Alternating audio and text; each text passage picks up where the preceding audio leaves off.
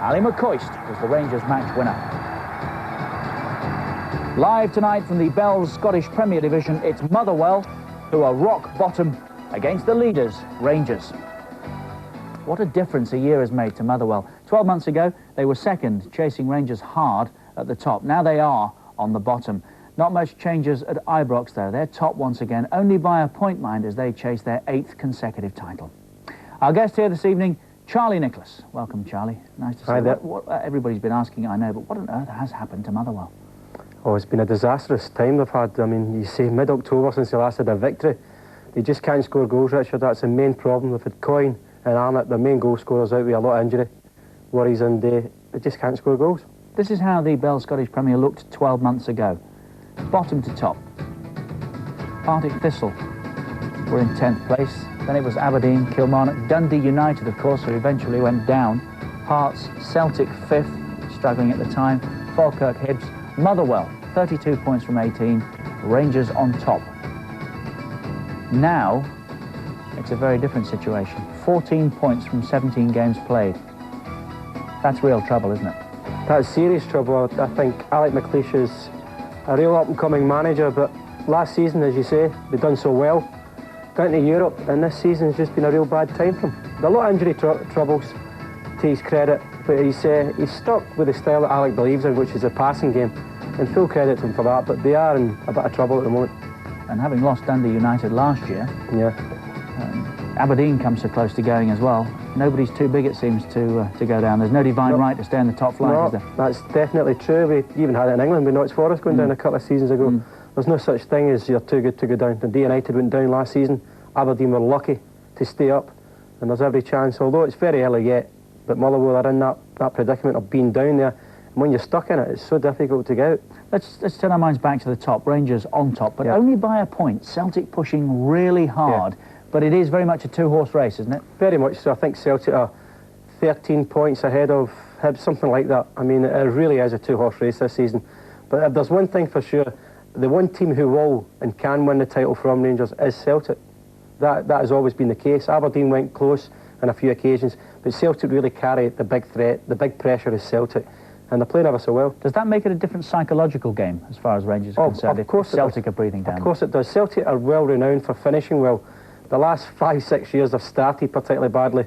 This time of the season, Rangers have got the league title wrapped up from Celtic.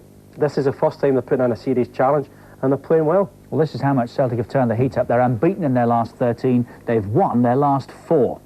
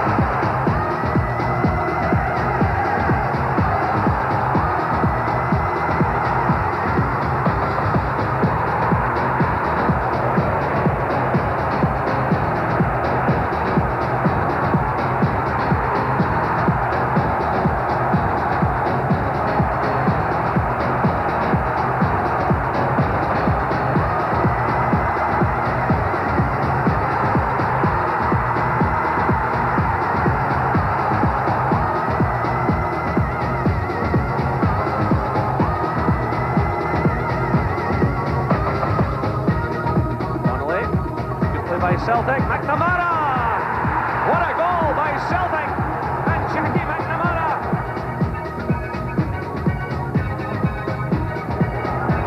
Strong, good skills there, getting away from Milne. The chance is on here, and it's Phil O'Donnell. It's another terrific goal by Celtic.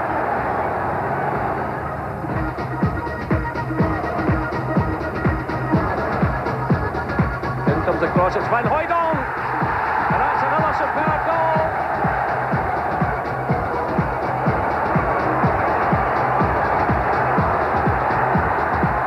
Through now for Simon Donnelly, steadied himself, and it's number 4.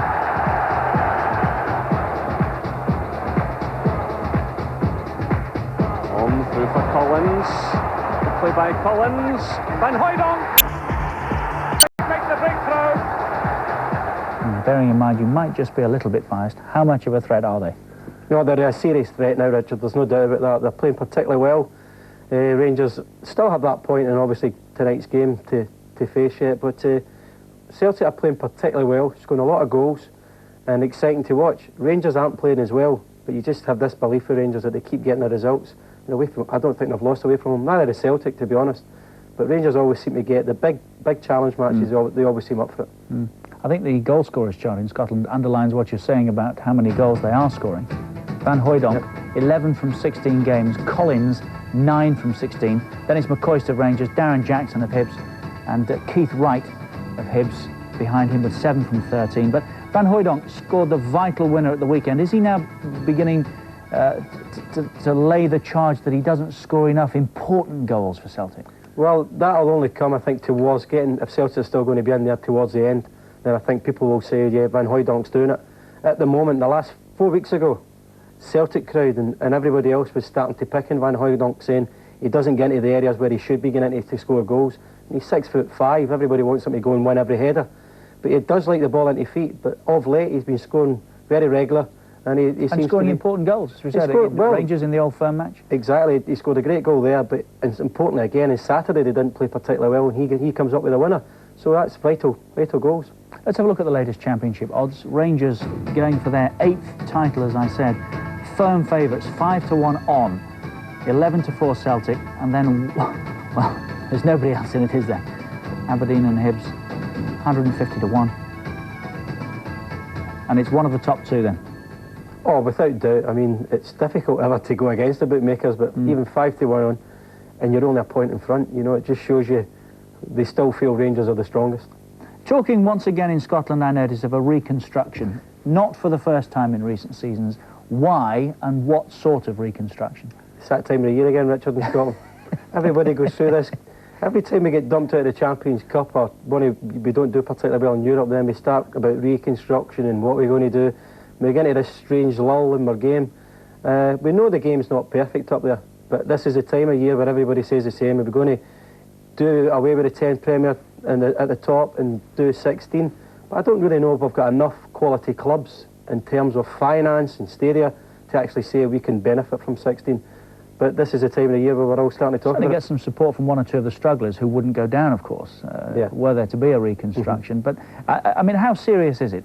Is it gathering pace? Well, it seems to be gathering pace, I think. I think the supporters who are watching this stuff are basically not being entertained the way they should. So they are wanting things to happen. They want some sort of a change. But whether it's going to be more clubs in the Premier Division, I don't know. But I mean, we already play each other 4 times in the Premier Division. And I think it's just got to the stage where the people have had enough of it. They would rather see somebody playing each other twice as long as the games are important. What would you, or rather, what would your advice be? What are your thoughts on the subject? I don't know how really to put it, but I quite like the way that the Swiss do it. The top division, they break into a half term, they get into a switch, maybe like if there's 14 clubs and the top 7 would break away and they play for the championship and the other 7 play for, see who's going to stay in the top divisions. I quite like that format because then you can play each other twice to start with, break away, and then I think most of the games then do become important. And I think at the moment there's too many games that mean nothing in our division, and that's not good for the public. Well, that's certainly not the case tonight. This one's vital for Motherwell, on the bottom as we've seen, and in real trouble. Billy Davis arriving. Rob McKinnon, Charlie, yes? Yep. There's the keeper, Scott Howie.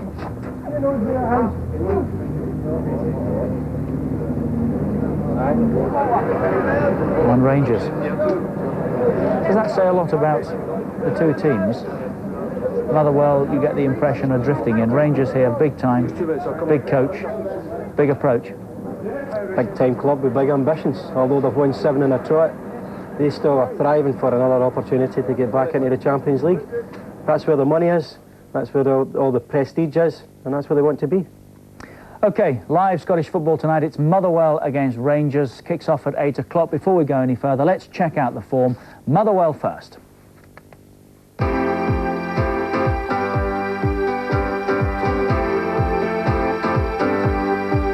Motherwell were out of Europe before the season even started. Defeat on the away goals ruled by the Finnish side MYPA was a bad start. Doogie Arnott got there first in the league, but they were held to an opening day draw after David Hagan equalised for Hearts.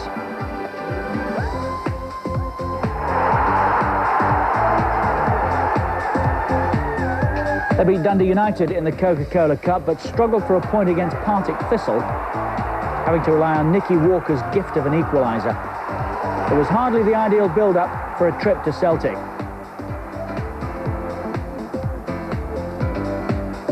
This is O'Donnell, he gets away from Martin. Oh, it's a marvellous goal by Phil O'Donnell.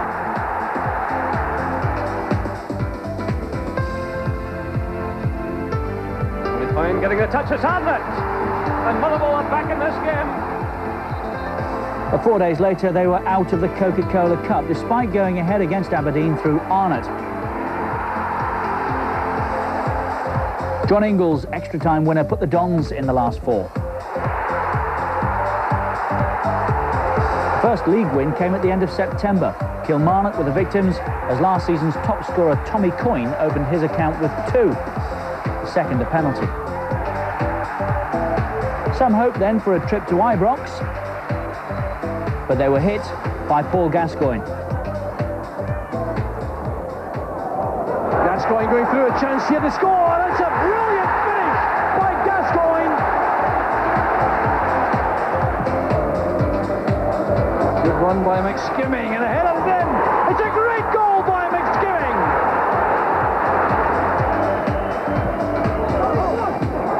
Great header by McCoist. Rangers are back in the lead. That was followed by a defeat at home to Wraith. David Sinclair sealed Motherwell's fate. But when Aberdeen came in mid-October, Motherwell got all 3 points and revenge for the Coca-Cola Cup defeat. And behind them, but with the great chance for Aberdeen. That's deadly finishing.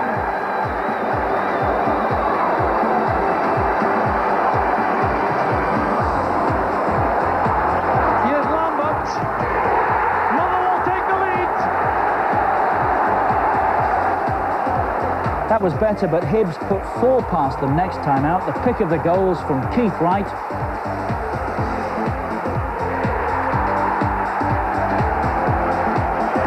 And Michael O'Neill.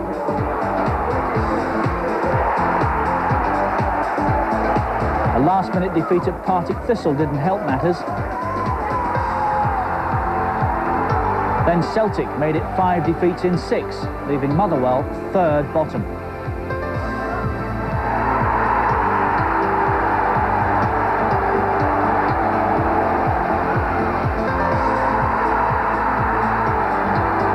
Alex McLeish picked himself against Kilmarnock, but he couldn't stop the rot, even after Alex Burns had put Motherwell ahead.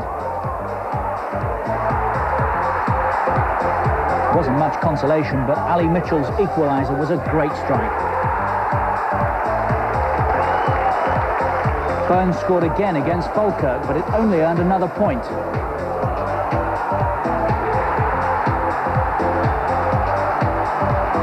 Hibs were the next visitors to Fir Park. O'Neill. Oh, just missed by Keith Wright. That's off, brought the chance for Keith Wright this time. Hibs are ahead. Holding off that charge from Pivakovic. It's a good ball in. There's Keith Wright. The second for Hibs. Now they were just 1 off the bottom. They lost again at Aberdeen. Duncan Shearer's goal completing the slide to the foot of the table. Alex McLeish never sank so low in an illustrious playing career. He couldn't pick a better night to start turning Motherwell's season around. To date then, played 17, won only twice. They've beaten Aberdeen and Kilmarnock. Lost 7, 14 points, scored only 13 and conceded 20. Those 2 wins coming at home, where they've been held 3 times and lost 3. Only 7 points from 8 games played. Coyne, top goal scorer. This underlines really what Charlie was saying, with only 3 though. Arnott 2, Burns has got 2, and Hendry 2. The average attendance, just over 6,500, 16 booked and 1 sent off. And the last 3 league games, drew with Falkirk 1-1, lost to Hibs 2-0 and beaten by Aberdeen by 1-0. The manager, Alex McLeish, is with Davy Prop. Alec, let me ask you first of all about the changes that you've made to the training routine recently, because we understand that the players have been putting in some extra hours. Well, it's not only recently, David, although it's emerged recently that we have been working at extra hours in the afternoons, but we've been doing it for a wee while now, gradually introducing it into the players' habits, because for a long time it's been going home at lunchtimes. We wanted to implement it at the start of the season, and we're going to gather a bit of momentum as far as that's concerned, but the players are quite happy to do it. Given the situation that the Motherwell players find themselves in at the moment, do you think they're finding it hard to relax and express themselves? I don't think there's any doubt about that. With the position and the pressure in the league, then it doesn't allow players to express themselves, as you rightly say. But, you know, what I will say is they're frustrated at the moment. The heads aren't down. I wouldn't say the heads are down, because they're making chances and they've missed a few. I hope we continue to do that tonight. We've just got to be more ruthless in front of goals. Now, the relegation area is unfamiliar territory to you. You're used to spending most of your time at the top end of the league as an Aberdeen player. Just how are you coping with this kind of pressure? Well, it's not a nice feeling. I'm not doing cartwheels about the situation, but there's a lot of points to be played for. And we've got a lot of players injured, a lot of key players injured. Players that have come in have done quite well for us. But, you know, when we're hampered by losing our captain for such a long time, and other key players such as Tommy Coyne, then it does take its toll, no matter the strength and depth you've got. Coyne in particular has been a very significant absentee. How quickly do you hope to have him back in a Motherwell jersey? Well, it's really just a case of Tommy saying to me, I'm okay, Gaffer, I can play again, I'm ready to play, and we'll step up the training programme. He's training at the moment, he's struggling a wee bit kicking the ball, he's still feeling a bit of pain in his knee, but he's feeling very strong in the running, so maybe not too far away. Good luck, Alec. Enjoy the game. Thanks, Stevie. Young manager, of course, whom you've played with at Aberdeen. Is this his first real test at the moment? Yes, undoubtedly. Last term, the manager before him was Tommy McLean. He'd done remarkably well, but he was a seasoned campaigner, very well organised, Tommy McLean.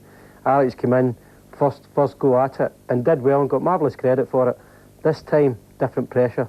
But there's one guy who can handle pressure with a bit of humour, Big Alex the type. Although that doesn't come across there.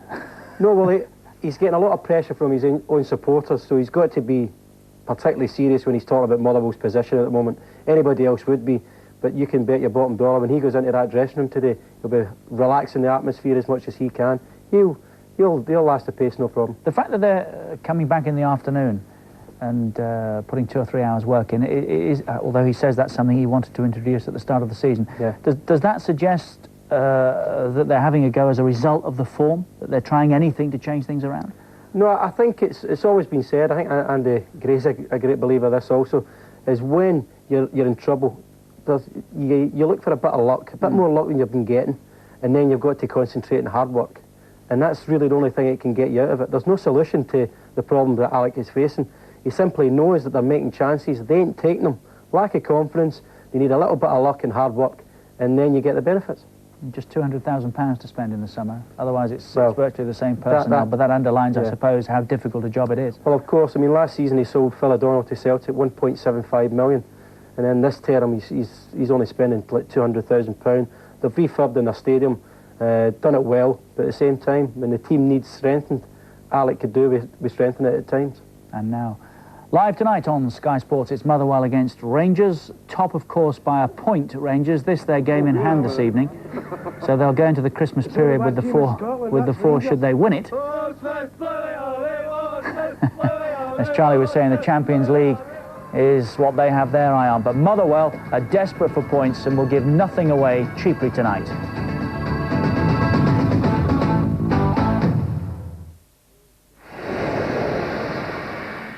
Christmas Eve, Sky brings you Super Sunday football. Leeds versus Manchester United. On the movie channel, James Bond. Brilliant. A View to a Kill. That's incredibly dangerous. At 8 on Sky Movies. Ready to make a deal with you. An encore presentation, Mrs. Doubtfire. Hello! On Sky Sports, Merry Christmas, Frank Bruno. Then a Sky One special, Les Miserables 10-year anniversary concert. Christmas Eve, we've got it all wrapped up here on Sky. This Christmas, give him Gillette Sensor XL. With spring-mounted twin blades and protective microfins, there's no better shave in the world. The best you can give. The best a man can get. You can't always give in to cold and flu. So to relieve all your cold and flu symptoms, Nurofen introduced Nurofen Cold and Flu. Oh, well, I'm the kind of light that likes to bend around. You can point me left or right, or hang me upside down, 'cause I'm the snake light. The totally flexible hands-free snake light, new from Black & Decker. Yeah, well, the snake lights from Black & Decker. We get around. Millions of people who know about cold sore prevention know treating the tingle with antiviral Zavirax cold sore cream means their cold sore may never appear. As a journalist, I'm on the go all day, so I need a hairspray I can rely on. I don't want to worry about how my hair looks. Styling used to make my hair look so unhealthy and dull. Then I found Pantene. Pantene's hairspray holds and protects your style on the outside, while the Pro-Vitamin nourishes the hair.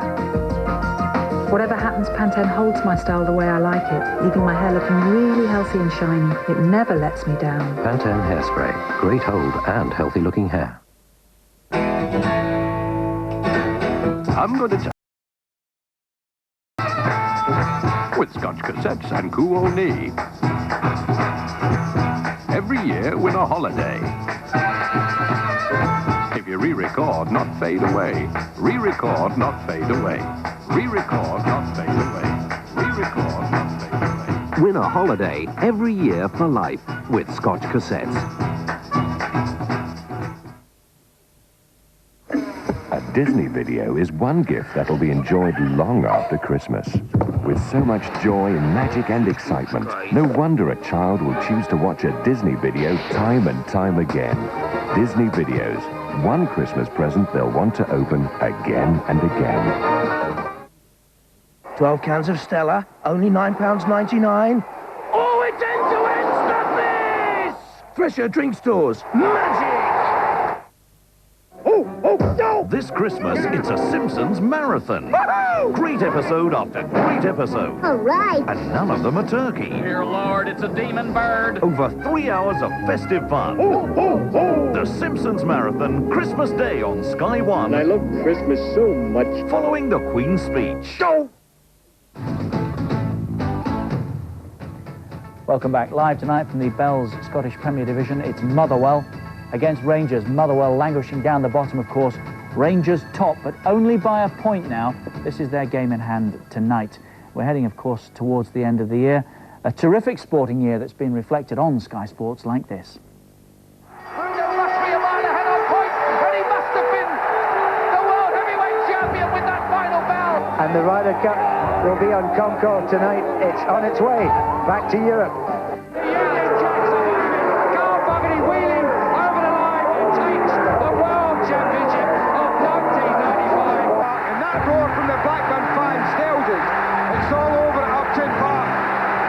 Season, and what a finish to it. Let me say it once again. Blackburn Rovers are the champions. In 1995, team performances, individual excellence, and the personalities that made the glory possible. Too fast, too good, and I'm world champ. Were captured on Sky Sports. Dan Goff is on fire. Like never before. Classic moment after classic moment of unprecedented sporting achievement. And it doesn't stop there, as Sky's dedicated coverage of the world's top sporting events reaches new heights in 1996, with unrivaled action from the worlds of football. Tremendous goal from Newcastle United. Cricket. That is a magnificent shot. Boxing. He surely has won it. Super League. And the comprehensive sporting action that is Sky Sports. The more I see that, the more I realise this really is the home of sport now. Sky Sports, And watch out for telephone numbers coming up in the new year when you can have your say about our Champions of Sport awards. As far as the football goes over Christmas and the new year, we've got some great action coming up. Christmas Eve at 11 a.m. Don't be late. Leeds United against Manchester United, live from Elland Road. A football special on Boxing Day, 7:30, Blackburn against Manchester City. Just the start of it. Wednesday, December the 27th at 5:30. That's not bad either, is it? Manchester United against Newcastle United from Old Trafford. And that's followed by Bolton against Leeds. Monday Night Football next Monday, 5:30 again. New Year's Day, of course, 5:30. Middlesbrough against Aston Villa from the Riverside Stadium. And that's followed by Tottenham against Manchester United. Second and third right now, of course, those two. Tuesday, January the 2nd, it's Queen's Park Rangers against Chelsea. And starting on January the 3rd, we've got this from Scotland.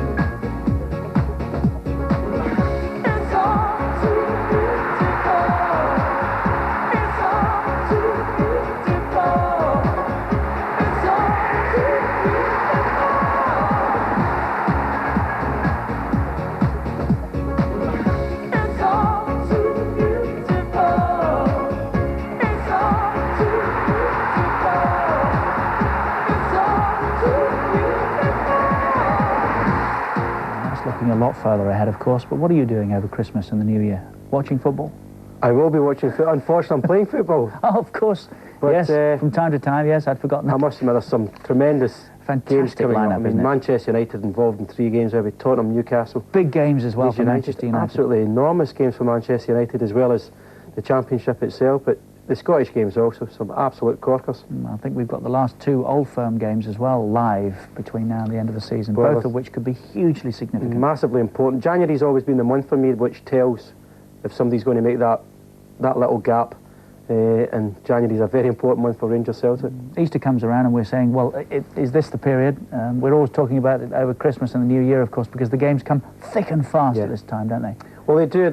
I think this is more important time in England than it is in Scotland, because, I mean, we are down to 2 teams trying to win the Championship in Scotland, whereas in England you've got the choice of still 7 or 8 yet. Terrific festive period that we have to look forward to, and tonight, of course, we're live at Fir Park, Motherwell against Rangers. We've seen how Motherwell have been getting on. Let's check out Rangers now.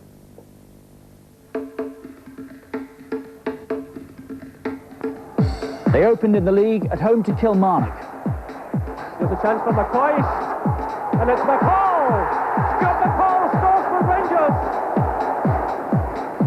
They scraped through in the Coca-Cola Cup against Stirling, then put 4 past Wraith Rovers. McCoist getting 2.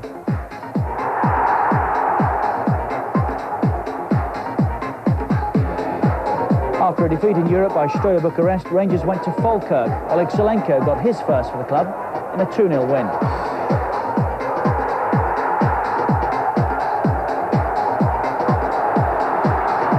First Old Firm meeting of the season came in the quarter-finals of the Coca-Cola Cup. Super Ali stole the show. Gascoigne, great chance there, it's in, it's a goal for